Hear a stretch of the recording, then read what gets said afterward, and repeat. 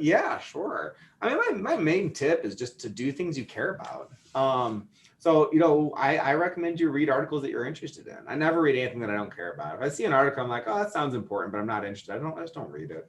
I mean, the medicine should be fun, and taking care of patients should be fun, and learning about the literature should be fun. And so, read things that pique your interest, and read things that you think you can bring to patient care. And if it doesn't necessarily fit that, then don't do that. And and then once you do, talk about it. Like, go talk to your friends and your colleagues about it, and share what you've read. And that's how you learn what other people think, and that's how you refine your own process. And so, I think it's valuable to share and talk to other people with what you've read. And that's why I put it out on Twitter, because it's like, I read this, I should put it out there. And people disagree with my takes all the time, and I say, oh, good point. I think you were right. And you learn a lot by being wrong publicly. And so the more you're wrong publicly, the more you're going to learn, and the more you'll do. Donc, bonjour à tous et à toutes, je suis ravie de vous avoir aujourd'hui avec Mike Putman qui va nous parler de comment trouver la publication la plus efficiente et la plus utile pour votre domaine d'intérêt dans les réseaux sociaux et au sein de ce qu'on retrouve sur PubMed ou Scopus ou autres moteurs de recherche. Donc, comment être le plus pertinent possible dans notre recherche et comment faire une lecture critique d'articles de façon la plus efficiente et en prenant le moins de temps possible. To begin, could you please introduce yourself briefly to our audience? Yeah, sure thing. Thank you for having me. So I'm Mike Putman. I'm a rheumatologist at the Medical College of Wisconsin. And I do vasculitis research, and I take care of patients with vasculitis. And then I also do some meta research. So I'm interested in the kind of questions of how are we doing research and how can we do it better? And then I host the Evidence-Based Medicine podcast, which I think is probably, or the Evidence-Based Rheumatology podcast. Wow, I can't get my own name right. Which I think is probably how you got connected to me. I do a lot of tweeting on the Bird app and such like that. But yeah, so thanks for having me. It's my pleasure. So to begin, how we could be up to date in our field and how we could find the most relevant article in this huge amount of publication and in this ocean of social media? That's a great question. Yeah. So, I think that whenever you're asking a broad question like that, you kind of have to step back and ask yourself, what does it mean to find a relevant article in the field? And once you have defined that, how do you collect all those, right? And so to the first question about how to find a relevant article, so I would define a relevant article as one that helps me take care of patients better and helps me be a better doctor. So there are certain articles that are more likely to do that. And there's this hierarchy of evidence thing that it gets taught and bandied about where there's systematic reviews and meta-analyses at the top, and then there's a bunch of other stuff. And I just think that's crazy. I think that the articles that are most likely to inform your practice are randomized controlled trials, And so if I'm looking around to read something, I'm going to look for a randomized controlled trial. And then after that, I certainly love large cohort studies, and I will absolutely read the SRMA, a systematic review and meta-analysis, but it depends on the topic, and it depends on what went into it, and it's just not where I spend most of my time. So I like to spend my time reading clinically relevant, large, well-conducted RCTs, cohort studies. That's kind of where I spend most of my time, because I think that that's the easiest way to stay up to date and read things that really impact our field. So that's the first thought, is like, what kinds of articles I'm going to read. I like to read recent articles. At some point you have a general sense for everything that's come before you. And the next thing to do is to stay up to date on the things that are coming down the pipeline. And there's a lot, but there's really not more than you can handle. I mean, with a reasonable amount of work, I think that you can stay pretty much abreast of the medical literature. To do that, I generally recommend prioritizing the kinds of articles that I just talked about, and then prioritizing good journals and prioritizing work that you are interested in. So for good journals, I mean, there's really not that many journals that publish rheumatology content, and it's not that hard to follow all of them.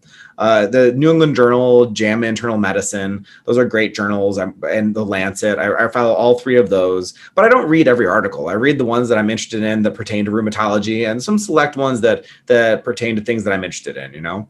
And then past that, in rheumatology, there's a number of great journals, but there's not that many. I mean, if you follow Arthritis Rheumatology, Annals of Rheumatic Diseases, Lancet Rheumatology, Rheumatology from BSR, J-Rheum, that's a journal of rheumatology. I mean, those publish a lot of the content. Arthritis Care and Research is great too. That's an ACR journal. ACR Open is new. It's fantastic. I could keep listing these, but I should probably stop. Seminars is fantastic. So, you know, there's like 12 probably that are worth your time. If you like review articles, which I don't read a ton of, you could read Current Opinion, which is great, and Nature Reviews Rheumatology, which is great. But that's about it, right? And so you need to follow those journals more or less. And if you really don't have that much time, just pick the top three. You know, don't spend a ton of time chasing the other ones. So and then don't read anything from other journals. I mean, if an article didn't make it into one of those journals, it's probably not worth your time, and your time would be better spent elsewhere.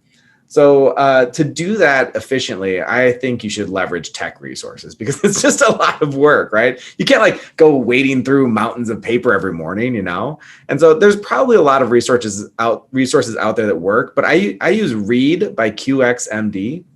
It's phenomenal. So I just subscribe to those journals. It's linked to my library, so the PDFs are there.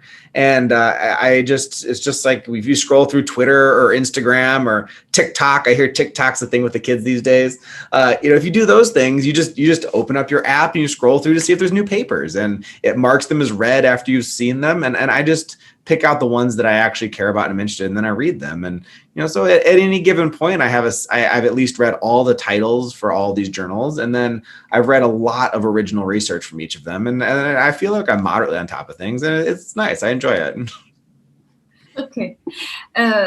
So you don't read a tweet about a publication or Instagram, like you say, to share or to choose each article we will be chosen? That's a great question. So I do follow Twitter, but I spend relatively little time on Twitter. Everyone's surprised when I say this, but I tend to keep track of people who say things to me, because I like to respond to people.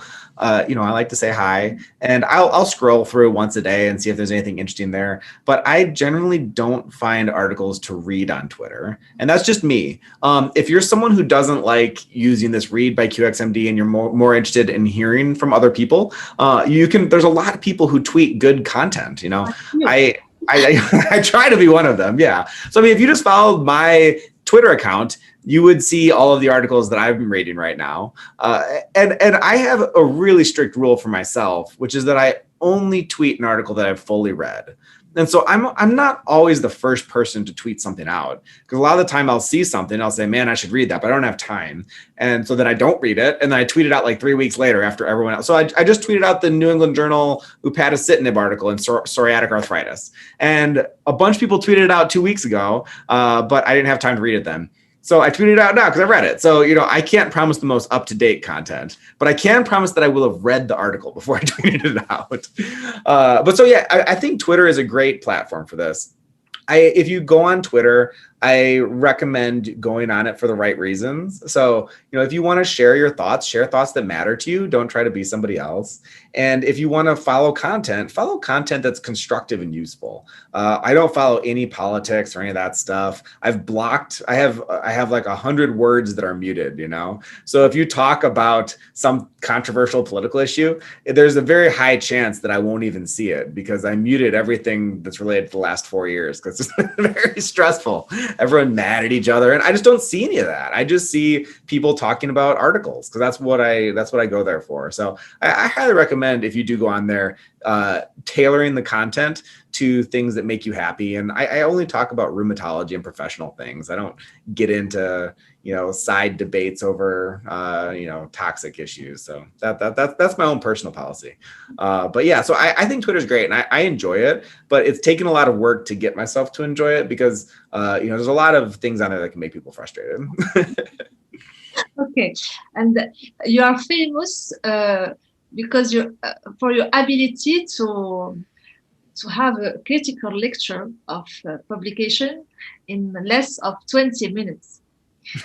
How you can do that? How you could read a full paper in less than 20 minutes? Yeah, that's a great question. I think I gave a talk on this a little while back, and I stand by everything I said in it. I got a lot of flack for it because people didn't believe in my method. But so I'll walk you through how I read papers and how I think everyone should read papers, because I do believe in this. And so the first thing for me in reading a paper quickly is to stop reading papers like books. Everyone treats papers as if they're a book. You start at the beginning, you read the title, you read the introduction, and it's exhausting and it takes forever. And by the end of it, your eyes are glazed over and you're just done, And so I think the first thing for efficiently reading papers is to abandon the idea that papers are books. And then the second thing is to just answer the question for yourself, like, what am I even trying to do? Why are you reading a paper? You could just follow my Twitter instead. No, I'm just kidding. My goal is that everyone reads papers. So don't just follow my Twitter.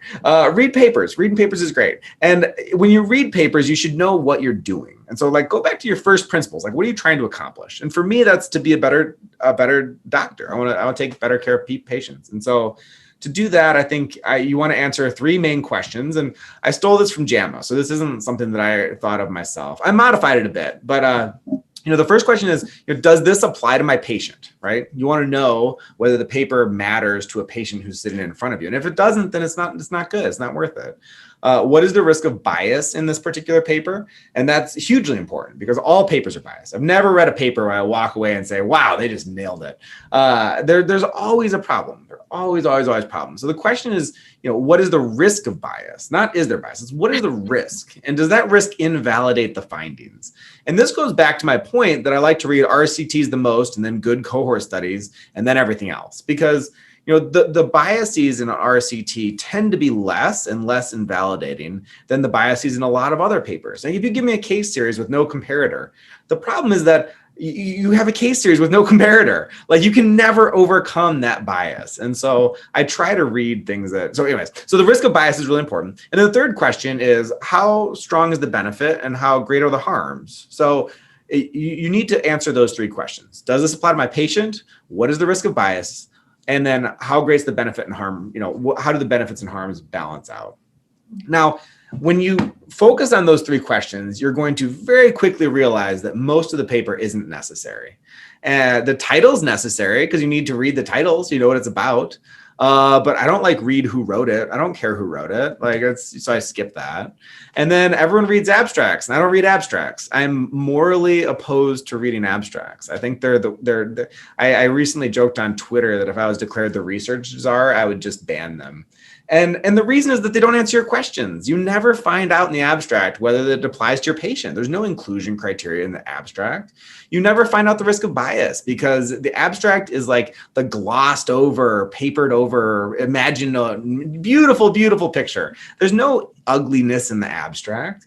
And then you often find out how great the benefit is, but you never find out the harms. They don't say, here's table 4 where we tell you about how 38% of our patients were hospitalized with horrific diarrhea. They don't say that in the abstract, And so I just don't think abstracts are useful. And so I cut them out. I never read them. I almost never read the introduction. I think that if you need background information, you should get it on UpToDate or a textbook or somewhere. I will sometimes if I want to know what the drug is, if I've never heard of the drug, but that's very rarely. I mean, it's just, they're talking about brodalitamab or secukinumab. You're like, it's a 17 inhibitor. You're good. You don't need to know too much more about it than that. And then, so I rarely read the introduction. I don't find it terribly useful. And so I skip straight to the methods. And, when you skip the first 2 pages, you actually have energy to go right into the methods. And I love reading the methods. The methods is so much fun. I mean, it's where you really get to grapple with a paper. It's where you learn how people think. And this is where you actually start to answer those questions. Who got into the trial? Like, is this a trial that's going to apply to my patient? Who was in this cohort study? Are these people who actually are some that I would see in clinic, or is it some other group that's totally selected and doesn't apply?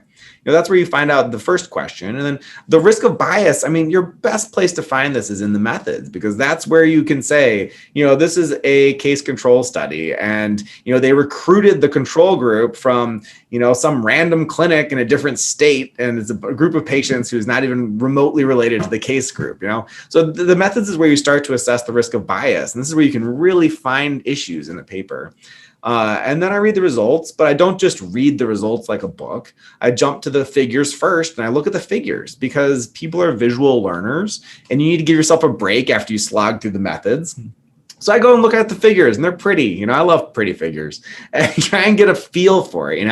Like, are those lines basically right next to each other, or is there a huge difference between these lines? And then when you read figures, look at the axes. They're always changing the axes, and think critically about the figures. But if the figures start at 0 and go to 100%, and there's a big difference between the lines, you already know this is kind of a cool thing. And then I go back and I look up the numbers, and I like to do tables first. So I'll do the figures, and then I'll go back and I'll look at table 2. I always look at table 1, because that's question number 1, right? Who does this apply to my patient? You look at table 1, you say, were the people in this trial or cohort, were they sick? How were they? Just dig into those questions, but don't just read. Look at the tables, look at the figures, and get a feel for it. And then I buzz through the results, and I read a couple things that are important. And then, I cut the discussion a lot of the time. Like, if I've read the methods and results, I'm like, this paper's junk. I don't read the discussion. Like, I don't want to hear you spin your junk study to me. Like, I'm done. I read your methods, and they were junk. And I read your results, and your bars were basically superimposable. There's no difference. Like, what do I need to read your spin? Like, this didn't work. Period. And so if the methods and the results don't grab me, I'm just done. And that takes me about 5 minutes. It really isn't that much work. Say they grabbed me and I was like, wow, that was wonderful. Then I'll read some discussion. And say that I really, say they didn't grab me, but there's something that was peculiar. And I'm like, that was weird. I wonder what's going on there. Then I'd love to hear what they have to say. Give me some context, explain it to me, tell me about it.